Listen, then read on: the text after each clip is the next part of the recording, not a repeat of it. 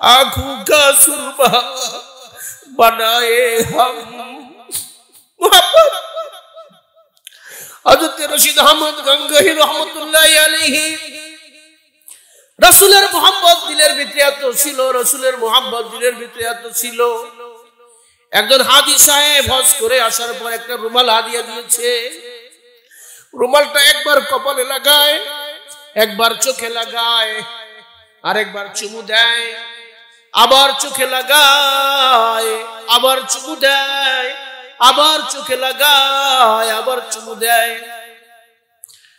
খাদেম বলতেছেন, হুজুর এই রুমাল তো মদিনার তৈরি না, এই রুমাল তো মদিনার তৈরি না, এই রুমাল তো মদিনার তৈরি না, আপনি এই রুমাল কি কেন এত চুমু দিতেছেন?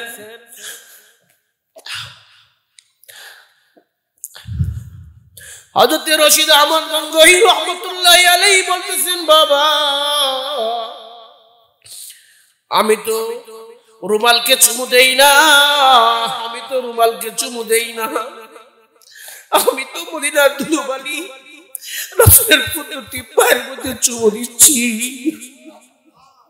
আল্লাহ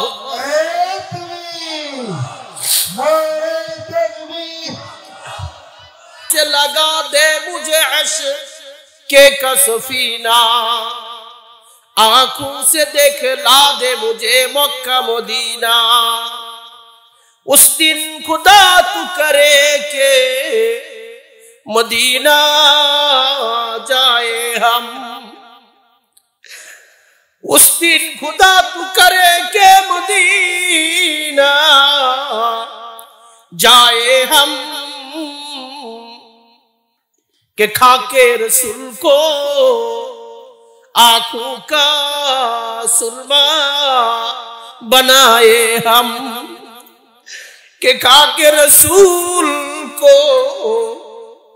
नारे तकबीर, इल्लाही तकबीर, कुरान हदीस के गाने, उलमा किराम के गाने, नबी दुश्मन के गाने, कुरान दुश्मन के गाने, मक्का मदीना। যেদিন ইন্তিকাল করবেন আয়েশা রাদিয়াল্লাহু আনহাকে বলতেছেন, মা আজকে কি বার? সোমবার। রাসূল সাল্লাল্লাহু আলাইহি ওয়াসাল্লাম সোমবার দিন ইন্তিকাল করেছেন। মা আমার তো মনে হয় আজকে আমি ইন্তিকাল করব, বলুন সুবহানাল্লাহ। মা আজকে যদি আমি ইন্তিকাল করি গো মা, সন্ধ্যা হওয়ার আগে আগে আমাকে দাফন করবে, যাতে সোমবার দিন আমি মাটিতে যাইতে পারি। সুবহানাল্লাহ বলেন না। মা আমি ইন্তিকাল করার পর আলীকে বলবে আমাকে কাফন দাফনের ব্যবস্থা করার জন্য, গোসলের ব্যবস্থা করার জন্য। কারণ রাসূল সাল্লাল্লাহু আলাইহি সাল্লাম যখন ইন্তিকাল করেছেন কাফন দাফনের ব্যবস্থা আলী করেছেন। সুবহানাল্লাহ বলেন। দেখছেন রাসূলুল্লাহ সাল্লাল্লাহু আলাইহি সাল্লামকে যিনি দাফন করেছেন, কাফন দাফনের ব্যবস্থা করেছেন, তার হাতেই সে কাফন দাফনের ব্যবস্থা করার জন্য ওসিয়ত করে দিতেছে। কি মোহাব্বত! মা আলীকে বলবা আমার গোসল কাফন দাফনের ব্যবস্থা যাতে আলী করে। মা আমি ইন্তিকাল করলে আমার লাশটা রওজার কাছে রাখবা, রওজার দরজা যদি একা একা খুলে যায়, একা একা খুলে যায়, একা একা খুলে যায়, মা তাহলে আমাকে রাসূলুল্লাহ সাল্লাল্লাহু আলাইহি সাল্লামের সাথে দাফন করবা। আর যদি রওজার দরজা একা একা না খুলে, একা একা না খুলে, একা একা না খুলে গো মা, আমাকে জান্নাতুল বাকির মধ্যে দাফন করবা। দুষ্ট কিতাবের মধ্যে লেখে আবু বকর রাদিয়াল্লাহু তাআলা আনহু ইন্তিকাল করার পর তার লাশটাকে রওজার কাছে রাখা হয়েছে, রওজার দরজা বন্ধ। লাশ রাখার পর একা একা দরজা খুলে যায়, বলুন সুবহানাল্লাহ। ভিতর থেকে আওয়াজ আসে উদখুলুল হাবিবা ইলাল হাবিবি, উদখুলুল হাবিবা ইলাল হাবিবি, উদখুলুল হাবিব ইলাল হাবিবি। বন্ধুকে বন্ধুর সাথে দাফন করে দাও, বন্ধুকে বন্ধুর সাথে দাফন করে দাও। যারা হজে গেছেন দেখেছেন আল্লাহ রসুলের সাথে আবু বকর শুয়া, হযরতে ওমর রাদিয়াল্লাহু তাআলা আনহু শুয়া। বেশি মোহাব্বত ছিল যে, বেশি মোহাব্বত ছিল যে রাসূলের সাথে, বেশি মোহাব্বত ছিল যে, যার কারণে আল্লাহ রসুলের সাথে শুয়া। মোহাব্বত, আল্লাহ এবং রাসূলের মোহাব্বত যদি আমার আপনার দিলের মধ্যে থাকে দোস্ত, আমরা গুনাহ কাজ করতে পারবো না, গুনাহ কাজ করতে পারবো না। কাসেম নানতুবি রহমতুল্লাহি আলাইহি ঘটনাগুলো খালি স্মরণ আসতেছে, বেশি দিনের আগের ঘটনা না। এই যে আপনাদের মাদ্রাসার মুহতামিম সাহেব হুজুর মুফতি মেরাজুল হক কাসিমি সাহেব যে মাদ্রাসায় পড়েছেন ইন্ডিয়াতে, এই মাদ্রাসার প্রতিষ্ঠাতা আমরা সবাই দারুল দেওবন্দের সন্তান। আমরা যারা মাদ্রাসায় কওমি মাদ্রাসায় পড়ি সবাই আমরা দারুল দেওবন্দের সন্তান। এই দারুল দেওবন্দের প্রতিষ্ঠাতা হযরত মাওলানা কাসেম নানতুবি রহমতুল্লাহি আলাইহি রাসূলের ইশক এবং মুহাব্বত কত যে ছিল দিলের ভিতরে। মদিনায় যখন গেলেন পা থেকে জুতা খুলে ফেললেন, খালি পায়ে হাঁটতেছেন, খালি পায়ে হাঁটতেছেন, খালি পায়ে হাঁটতেছেন। রাসূলের কত মুহাব্বত দিলের ভিতরে দোস্ত, খেয়াল করেন। খাদেম বলতেছেন হুজুর আপনার পা থেকে রক্ত পড়তেছে, জুতা পরে নেন। কাসেম নানতুবি রহমতুল্লাহি আলাইহি বলেন বাবা, যেই জমিনে আমার রাসূল হাঁটছে ওই জমিনে আমি জুতা পরে হাঁটতে পারবো না। তিনি আল্লাহর কাছে সবসময় দোয়া করতেন, উম্মীদি লাখু হে মগর, উম্মীদি লাখু হে মগর सबसे बड़ी उम्मीद है ये कि हो सागा मदीना में मेरा शुमार। আমার দিলের কত আশা, আমার দিলের ভিতরে কত আশা। আল্লাহ সবথেকে বড় আশা তুমি আমাকে মদিনার কুকুর হিসাবে কবুল করে নাও। চিন্তা করছেন? আল্লাহু আকবার। साहिल से लगा दे मुझे इश्क का सफीना, आंखों से देखला दे मुझे मक्का मदीना। उस दिन खुदा तू करे के मदीना जाए हम, उस दिन खुदा तू करे के मदीना जाए हम, के खाके रसूल को आंखों का सुरमा बनाए हम, के खाके रसूल को आंखों का सुरमा बनाए हम। हज़रत रशीद अहमद गंगोही रहमतुल्लाहि अलैहि রাসূলের মুহাব্বত দিলের ভিতরে এত ছিল, রাসূলের মুহাব্বত দিলের ভিতরে এত ছিল। একজন হাজী সাহেব হজ করে আসার পর একটা রুমাল হাদিয়া দিয়েছে। রুমালটা একবার কপালে লাগায়, একবার চোখে লাগায়, আরেকবার চুমু দেয়, আবার চোখে লাগায়, আবার চুমু দেয়, আবার চোখে লাগায়, আবার চুমু দেয়।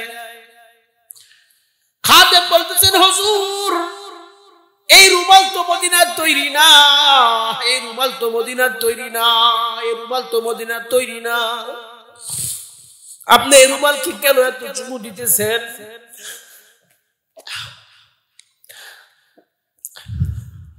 হযরত রশিদ আহমদ গঙ্গোহী রাহমাতুল্লাহি আলাইহি বলতেছেন বাবা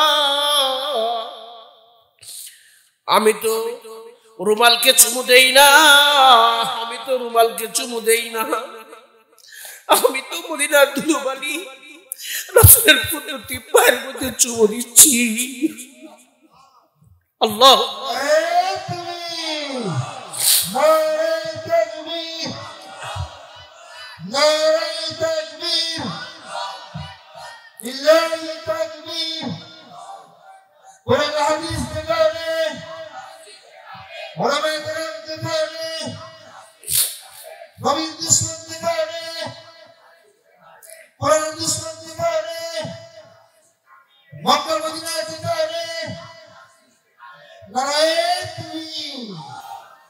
দুস্তাহাবাব মোহাব্বত, আল্লাহ পাকের ভয়, আল্লাহর মোহাব্বত, রাসূলের মোহাব্বত, এই দুই গুণ যদি আমি আমার দিলের মধ্যে ধারণ করতে পারি তাহলে আমার দ্বারা কোনো গুনার কাজ হবে না। নফস এবং শয়তান এই দুই শত্রু সর্বদা যতদিন পর্যন্ত আমার এই বাহন থাকবে, আমার এই মাথা, আমার এই হাত, আমার এই শরীর, আমার এই অঙ্গ প্রত্যঙ্গ যতদিন পর্যন্ত দুনিয়াতে জীবিত থাকবে, যতদিন পর্যন্ত এই বাহনের মধ্যে রূহটা থাকবে, ততদিন পর্যন্ত এই শয়তান এবং নফস আমাকে ধোঁকা দিতেই থাকবে, ধোঁকা দিতেই থাকবে, ধোঁকা দিতেই থাকবে। আপনি যদি হাদী সাহেব হন, শয়তান আপনার সামনে হাদী সাহেবের রূপ নিয়ে উপস্থিত হবে। আপনি যদি যুবক হয়ে থাকেন, যুবকের আকৃতি নিয়ে, যুবকের রূপ নিয়ে আপনার সামনে উপস্থিত হবে। আপনি যদি আলেম হন, আলেমের রূপ নিয়ে আপনার সামনে শয়তান উপস্থিত হবে। যে যেমন শয়তান তার সামনে ওই রূপ নিয়ে, ওই সুরত নিয়ে উপস্থিত হয়। আরে ভাই, আমি আপনি কে? হযরত আব্দুল কাদের জিলানী রাহমাতুল্লাহি আলাইহি এত বড় আলেম ছিলেন, এত বড় আলেম ছিলেন, এত বড় বুজুর্গ ছিলেন। শয়তান তার সামনে উপস্থিত, আল্লাহর রূপ নিয়ে, সিংহাসন, বিশাল বড় এক সিংহাসন। এই সিংহাসনের মধ্যে শয়তান বসা। আব্দুল কাদের জিলানী রাহমাতুল্লাহি আলাইহি কে বলতেছেন, আব্দুল কাদের, আমি আল্লাহ বলতেছি, তোমার আর ইবাদত বন্দেগী করা লাগবে না, নামাজ পড়া লাগবে না। জোরে বলেন নাউজুবিল্লাহ। আব্দুল কাদের জিলানী রাহমাতুল্লাহি আলাইহি অনেক বড় আলেম ছিলেন। তিনি তো কোরআনের আয়াত জানেন। আল্লাহ রাব্বুল আলামিন বলেছেন, ওয়াবুদ রাব্বাকা হাত্তা ইয়াতিয়াকাল ইয়াকিন। মওত আসার আগ পর্যন্ত, মওত আসার আগ পর্যন্ত, মওত আসার আগ পর্যন্ত ইবাদত বন্দেগী করতে হবে। দাঁড়াইয়া নামাজ না পড়তে পারলে বসে পড়তে হবে, বসে পড়তে না পারলে শুয়ে শুয়ে পড়তে হবে, রুকু সিজদা না করতে পারলে ইশারায় নামাজ পড়তে হবে। হাত্তা ইয়াতিয়াকাল ইয়াকিন, মওত পর্যন্ত নামাজ পড়তে হবে, ইবাদত বন্দেগী করতে হবে। হযরত আব্দুল কাদের জিলানী রাহমাতুল্লাহি আলাইহি বুঝে ফেললেন এটা তো শয়তান। সাথে সাথে বললেন, নাউজুবিল্লাহ, তুই শয়তান। এই কথা বলার সাথে সাথে ওর সিংহাসন ভেঙে চুরে চুরমার হয়ে যায়। বলুন সুবহানাল্লাহ। শয়তান আপনাকে ঘুম পাড়াবে, ঘুমায় ঘুমায় ঘুমায়। এখনো অনেক সময় বাকি আছে নামাজে। আপনি যদি শয়তানকে একটা খালি লাথি দিতে পারেন, হিম্মত, হ্যাঁ, আরে ভাই, গুনাহ থেকে বাঁচার জন্য হিম্মত দরকার। হিম্মত করতে হবে, আপনার হিম্মত, প্রচেষ্টা, এরাদা, আমি গুনাহ কাজ করব না, রাস্তা দিয়ে হাঁটবো, বেগানা নারীর দিকে আমি তাকাবো না, হিম্মত।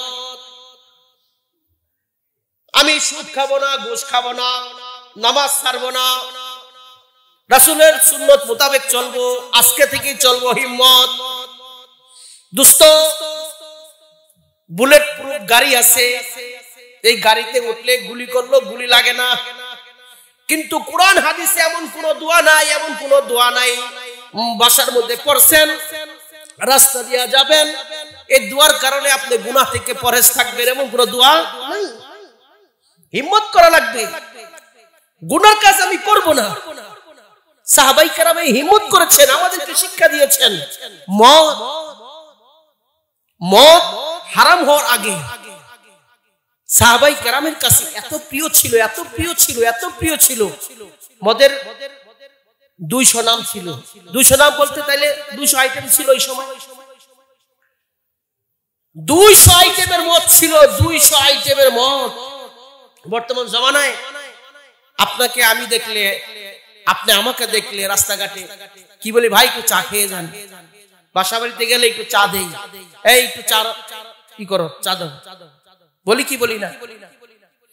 ওই জমানায় বাসা বাড়িতে গেলে রাস্তাঘাটে দেখলে বলতেন যে ভাই একটু শরাব খেয়ে যান, একটু মদ খেয়ে যান। এমন ছিল। হযরত আনাস রাদিয়াল্লাহু আনহু বলেন, বানায় বলতেছি না, হযরত আনাস রাদিয়াল্লাহু আনহু বলতেছেন, আমি এক অনুষ্ঠানের মধ্যে ছিলাম, মদ পরিবেশন করতেছিলাম, গ্লাসে গ্লাসে ঢেলে ঢেলে সবার হাতে হাতে দিতেছিলাম। কেউ হাতে নিয়েছে, কেউ মুখের মধ্যে ঢেলেছে, খাবে। এমন সময় একজন এলান করতেছে, ঘোষণা দিচ্ছে, আলা ইন্নাল খামরা কদ হুরিমাত, খবরদার কেউ মদ খাবে না, মদকে হারাম করা হয়েছে। সুবহানাল্লাহ বলেন। হযরত আনাস রাদিয়াল্লাহু আনহু বলেন, এই এলান যখন আমরা শুনলাম, যারা মদ মুখের মধ্যে ঢুকাইছে, মুখ থেকে সাথে সাথে ফেলে দিয়েছে। হিম্মত, কত কষ্ট। যাদের গ্লাসের মধ্যে মদ ছিল, সাথে সাথে গ্লাসটাকে জমিনের মধ্যে ফেলে দিয়েছে, গ্লাসটাকে ভেঙে দিয়েছে। যাদের বাসা বাড়িতে মটকা ভরা মদ ছিল,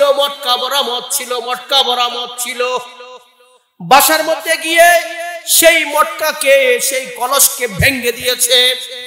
হযরত আনাস রাদিয়াল্লাহু আনহু বলেন, যেদিন মদকে হারাম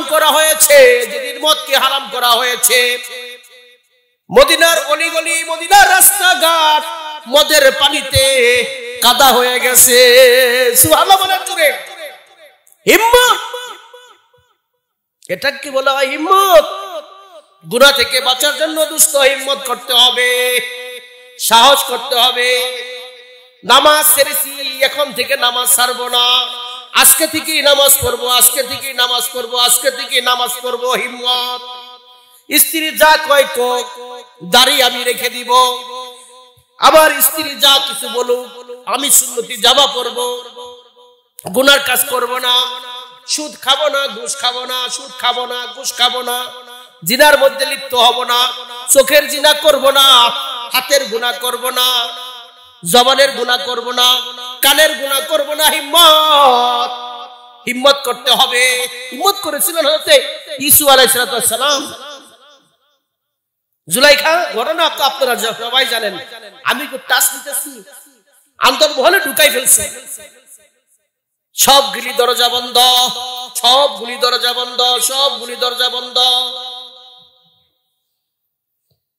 ইউসুফ আলাইহিস সালাম জানেন দরজাগুলি বন্ধ। দুষ্ট আহবাব জুলাইখা আহ্বান করতেছে, আসো। ইউসুফ আলাইহিস সালামের জওয়ানি তাকে বলতেছে, তুমি জুলাইখার ডাকে সাড়া দাও। কিন্তু দোস্ত, ইউসুফ আলাইহিস সালাম গুনাহ থেকে বাঁচার জন্য হিম্মত করেছিলেন। তিনি কিন্তু দৌড় দিয়েছিলেন। দৌড় দেওয়ার সাথে সাথে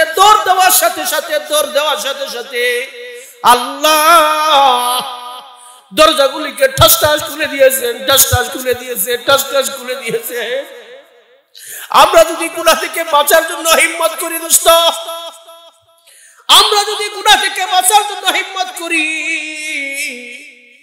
সুদ আর কখনো খাবো না। আল্লাহ রাব্বুল আলামিন আপনার আর্থিক অবস্থা ভালো করে দিবে সুদ ছাড়া। আপনি যদি হিম্মত করেন, আমি এখন থেকে ঘুষ খাবো না, আল্লাহ রাব্বুল আলামিন আপনার আর্থিক অবস্থা ভালো করে দিবে ঘুষ ছাড়া। পারে কি পারে না? ইনতাজদানিবু কাবাইরা মা তুনহাউনা আনহু নুকাফির আনকুম সাইয়্যাতিকুম ওয়া নুদখিলুকুম মুদখালান কারীমা। আবার মাওলা বলতেছেন ইনতাজতানিবু কাবাইরা মা তুনহাউনা আনহু, ইনতাজতানিবু কাবাইরা মা তুনহাউনা আনহু। বান্দা তুমি যদি বড় গুনাহগুলিকে ছেড়ে দাও, বড় গুনাহগুলিকে ছেড়ে দাও, ইনতাজতানিবু কাবাইরা মা তুনহাউনা আনহু নুকাফির আনকুম সাইয়্যাতিকুম। তোমার যে ছোট ছোট গুনাহগুলি আছে এই গুনাহগুলিকে আমি এমনিতেই মাফ করে দিব। আরে ভাই, আমলনামা ভারী করা তো খুব সহজ, আমলনামা ভারী করা খুব সহজ। আমলনামা ভারী করা খুব সহজ। আপনি বড় গুনাহগুলিকে ছেড়ে দেন, ছোট গুনাহগুলিকে আল্লাহ এমনিতেই মাফ করে দিবেন। অল্প আমল করেন, অল্প আমল, কাল কিয়ামতের মাঠে আপনার আমলনামা ভারী হয়ে যাবে। কারণ আপনি তো গুনাহ নাই, কথা কয় না। বড় গুনাহকে ছেড়েছেন, ছোট গুনাহ আল্লাহ এমনি মাফ করে দিয়েছেন। অল্প আমল করেছেন, 5 ওয়াক্ত নামাজ পড়েছেন, রমজান মাসে রোজা রেখেছেন, হজ ফরজ হয়েছে হজ করেছেন, যাকাত ফরজ হয়েছে যাকাত প্রত্যেক বছর দিতেছেন, হারাম কাজগুলা থেকে বিরত রয়েছেন, কিন্তু আমল কম করেছেন। ইশরাকের নামাজ পড়েন নাই, আওয়াবিলের নামাজও পড়েন নাই, তাহাজ্জুদ নামাজ পড়েন নাই, দুষ্ট তো বেশি আমল করেন নাই, সকালেও জিকির করেন নাই, বিকালেও জিকির করেন নাই, কিন্তু ফরজ ইবাদত বন্দেগী খুব সুন্দর মতন করেছেন। ইবাদতটা সুন্দর, কাল কিয়ামতের মাঠে অল্প আমল আপনার আমলনামা ভারী হয়ে যাবে। সুবহানাল্লাহ। দুষ্ট আবাদ নামাজ ছাড়া এটা গুনাহ না, সবের কাজ। 5 ওয়াক্ত নামাজ পড়বেন নি আপনারা? 5 ওয়াক্ত নামাজ পড়বেন।